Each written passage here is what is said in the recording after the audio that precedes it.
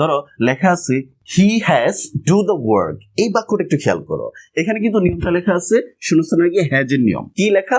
যদি হ্যাজ থাকে, যদি হ্যাভ থাকে, যদি হ্যাড থাকে তাহলে অ্যাক্টিভ ভয়েসে বারবে পাস্ট পার্টিসিপল করতে হবে, আর প্যাসিভ ভয়েসে বিন দিয়ে বারবে পাস্ট পার্টিসিপল করতে হবে। তো তুমি একটু খেয়াল করো, যেহেতু এখানে হ্যাজ লেখা আছে আর এটার উত্তর তাহলে দুইটা হবে। কয়টা উত্তর হবে?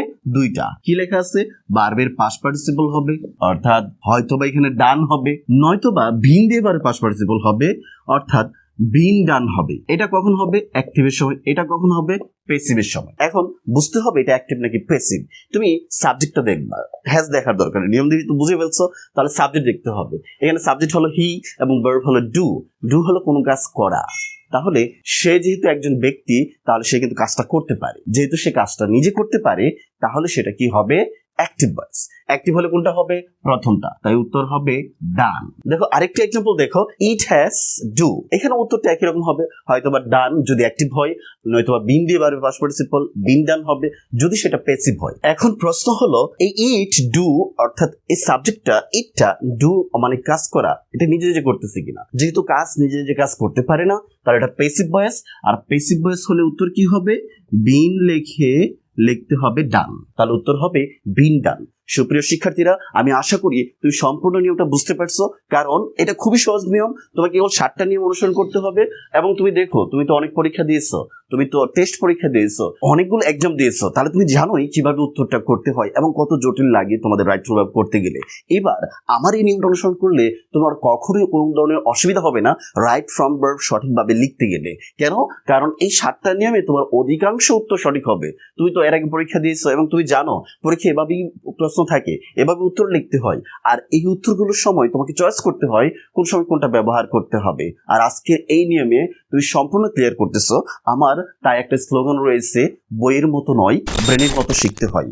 আমি মোহাম্মদ আলমগীর হোসেন সবসময় চেষ্টা করি তোমাদেরকে তোমাদের ব্রেনের মতো শেখানোর জন্য। তোমার ব্রেন যত লো লেভেলই হোক না কেন, আমার এই নিয়মগুলো অনুসরণ করলে কিন্তু তুমি খুব সহজেই যে কোনো প্রশ্ন উত্তর দিতে পারবা। একটু খেয়াল করো এবং একটু মনোযোগ দিয়ে দেখো, ভিডিওটা না টেনে দেখো, তাহলে দেখতে পারবা তুমি সম্পূর্ণটা বুঝতে পারছো, খুব সহজে বুঝতে পারছো। এবং এটা বোঝার জন্য এত বেশি পরিশ্রম তোমাকে করতে হবে না। আমি তোমাদেরকে এভাবেই পড়াবো, খুব সহজভাবে ব্রেনের মতো করে। চলো আরেকটা এক্সাম্পল দেখি। তো দেখো এই বাক্যটা দেখো, আমি খুব সহজ সহজ বাক্যগুলো দেখাচ্ছি যাতে তুমি বুঝতে পারো, এবং এই সহজ বাক্যটা বোঝার পরে তুমি তোমার এক্সাম্পল অর্থাৎ বুট এক্সাম্পল গুলোর সাথে রিলেট করবা যে আসলে এটার সাথে ওইটা মিলে কিনা এবং কিভাবে উত্তর করা যায়। তুমি দেখো এই বাক্যে শূন্যস্থানের আগে কি আছে? আর। যদি আর থাকে অর্থাৎ এমিজার ওয়াজার থাকে তাহলে 2 নম্বর নিয়মে পড়বে। এখন তোমার উত্তরটা কি হবে? তোমার প্রথম ব্রেনে চিন্তা করতে হবে, যেহেতু এখানে আর আছে তাহলে এর উত্তর হবে দুইটা। একটা হলো প্লেইং যদি সেটা অ্যাক্টিভ হয়, আরেকটা হলো নিয়মে লেখা আছে ভার্বের পাস্ট পার্টিসিপল প্লেড যদি সেটা প্যাসিভ হয়। এখন প্রশ্নটা হলো এটা অ্যাক্টিভ নাকি প্যাসিভ, অর্থাৎ প্রত্যেকটা উত্তর করার সময় এই 7টা নিয়মের ক্ষেত্রে তোমাকে 2টা নিয়ম বলতে হবে। একবার বলতে হবে অ্যাক্টিভের সময় আইএনজি, না হলে ভার্বের পাস্ট পার্টিসিপল, না হলে বিন দিয়ে ভার্বের পাস্ট পার্টিসিপল, এভাবে বলতে হবে। আচ্ছা, এখন প্রশ্ন হলো এখানে সাবজেক্ট কোনটা? দে এবং প্লে অর্থ কি? খেলা করা। তারা কি খেলতে পারে? তারা ধরো একটা ফুটবল খেলা বা অন্য যে কোনো ধরনের খেলা, ক্রিকেট খেলা অথবা স্থানীয় কোনো ধরনের খেলা, এই খেলা কি তারা খেলতে পারে? এখানে আমি তারা বলতে তোমার বন্ধুদের কথা বোঝাচ্ছি, ঠিক আছে? তোমার বন্ধুরা তো খেলতে পারে, যে কোনো খেলাই হোক, যেহেতু খেলতে পারে তাহলে এটা অ্যাক্টিভ হবে, আর অ্যাক্টিভ হলে প্রথমটা হবে অর্থাৎ আইএনজি হবে। ঠিক একই উত্তর আমি যদি লিখি এইভাবে, তাহলে তুমি দেখো এখানে লেখা আছে ফুটবল ইজ প্লে এভরিডে, এখানে কিন্তু ইজ লেখা আছে, অর্থাৎ আমার কত নম্বর নিয়ম পড়লো? 2 নম্বর নিয়মে। 2 নম্বর উত্তরে কি হতে পারে? আইএনজি অর্থাৎ প্লেইং হতে পারে, নয়তোবা প্যাসিভ প্লেড হতে পারে। তো তুমি দেখো ফুটবল খেলে এরকম কি হয় নাকি? মাঠে ফুটবল দেওয়া হলো, ফুটবল নিজে নিজে খেলতেছে, নিজে নিজে চলতেছে, নিজে নিজে গোল দিতেছে, নিজে নিজে উত্তর থেকে দক্ষিণে, পূর্ব থেকে পশ্চিমে যাচ্ছে, এরকম কখনো হয় না। অর্থাৎ ফুটবল নিজে খেলতে পারে না। যেহেতু ফুটবল নিজে খেলতে পারে না তাহলে এটা অবশ্যই প্যাসিভ হবে। আমি সাধারণ নিয়মের কথা বলতেছি, আমি কোনো গেমসের কথা বলতেছি না, আমি এর কথা বলতেছি না, আমি কোনো ধরনের রোবোটিকের কথা বলতেছি না, আমি বলতেছি বাস্তব জীবনের কথা। তাহলে ফুটবল নিজে নিজে খেলতে পারে না, তাই এটা হবে অবশ্যই প্যাসিভে। আর প্যাসিভ হলে ভার্বের পাস্ট পার্টিসিপল লিখতে হবে, তাই উত্তর হবে প্লেট। সহজ বিষয়, অনেক সহজ।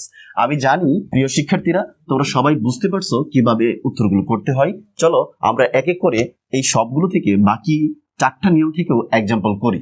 ধরো মুডালস থেকে এক্সাম্পল করি, যদি মুডালস দিয়ে আসে উই শুড অনার, আমাদেরকে সম্মান করা উচিত দ্য এল্ডার্স, তোমাদের পরিচিত শব্দই লিখলাম, বড়দের সম্মান করা উচিত, we should honour the elders. তাহলে শুডের নিয়ম, শুড মানে মুডালস এর কথা বলতেছি আমি। আচ্ছা, তো যদি মুডালস হয় তাহলে অ্যাক্টিভে কি হবে, বেস হবে, আর পেসিভে বি দিয়ে বারে পাস্ট পার্টিসিপল হবে।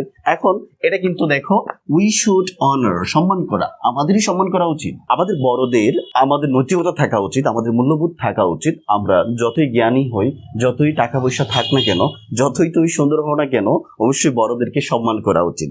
যেহেতু আমাদেরই বড়দের সম্মান করা উচিত, তাহলে এটা অ্যাক্টিভ হবে। আর অ্যাক্টিভ হলে আমরা কিভাবে লিখবো, উত্তর লিখবো বেস ফ্রম, অর্থাৎ যা আছে তাই লিখবো। এটা কি বেস ফ্রম বলতেছি, মৌলিক ফর্ম বলতেছি।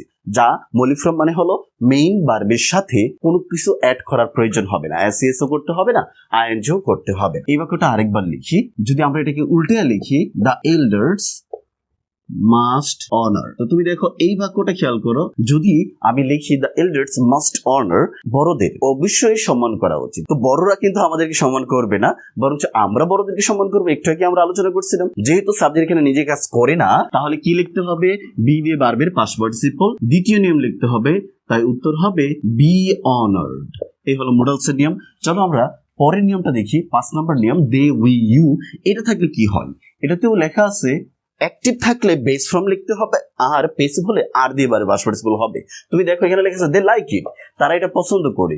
তারা মানে তোমার বন্ধুরা, যেহেতু তারা মানুষ এবং তারা এটাকে পছন্দ করতে পারে, তাহলে এটা অ্যাক্টিভ হবে। আর অ্যাক্টিভ হলে কি হয়, অ্যাক্টিভ হলে বেস হয়, তাই উত্তর হবে যা আছে তাই।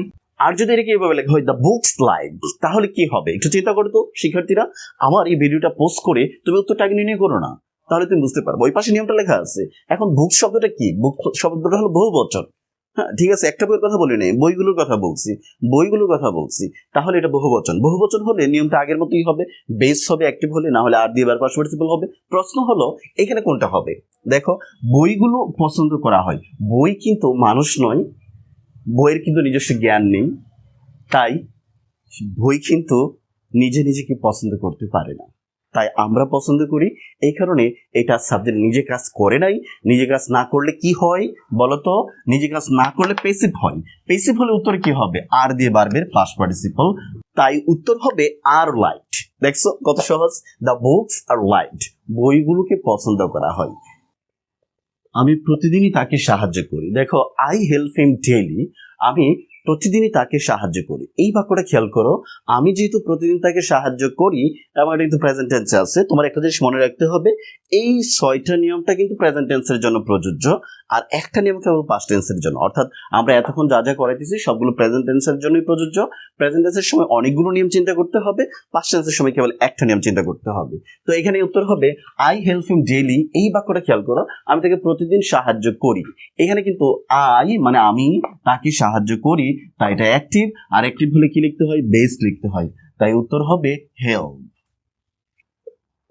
কিন্তু যখন এই বাক্যটাই এভাবে থাকবে, বাই হিম দেওয়া থাকবে, অর্থাৎ আই হেল্প বাই হিম, এখানে বাই যখন লেখা থাকবে তখন কিন্তু বুঝে নিতে হবে এখানে আমি তাকে সাহায্য করি না, বরঞ্চ সে আমাকে সাহায্য করে। যেহেতু সাবজেক্ট নিজে কাজ করতেছে না, নিজে সাহায্য করতেছে না, বরঞ্চ অবজেক্টই সাহায্য করতেছে সাবজেক্টকে, তাহলে এটা পেসিভ হবে। আর পেসিভ হলে কি লেখা, এম দিয়ে ভার্বের পাস্ট পার্টিসিপল, তাই উত্তর হবে এম হেল্পড। এই হলো উত্তর আমাদের।